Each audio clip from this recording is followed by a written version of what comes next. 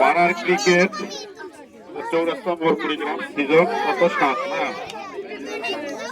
এটার সঙ্গে আমি মনে হয় 2 বছর থেকে যুক্ত।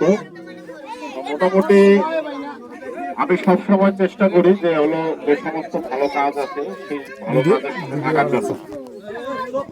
এই সিজন 7 এটা হলো আরো এটার ব্যাপকতা কামনা করছি, অর্থাৎ হলো আরো যেন আমরা 8, 9, 10 এরকম দেখতে পারি। তো তার মধ্যে একটা সমস্যা হচ্ছে যে আমাদের এই এলাকায় মাঠ নাই। মাঠের সমস্যার কারণে আমাদের বাচ্চারা খেলতে পারে না।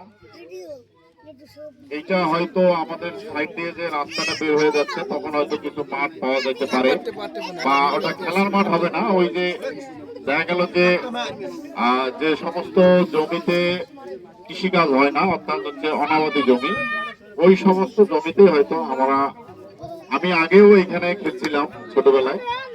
আবার এরা হয়তো এই পাড়ার ক্রিকেটটা চালু করে সিজন 7 পর্যন্ত, মানে 7 বছর ধরে চলছে।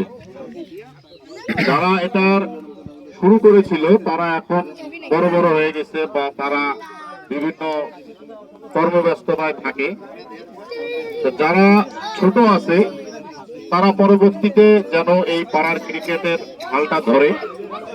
আর আমি হলো এই পাড়ার ক্রিকেট চৌরাস্তা মোড় বা আপনার এই এলাকার অত্র এলাকায় যখন যেখানে আয়োজন হবে, আমার যদি সুযোগ থাকে ইনশাল্লাহ আমি হলো আসার চেষ্টা করবো।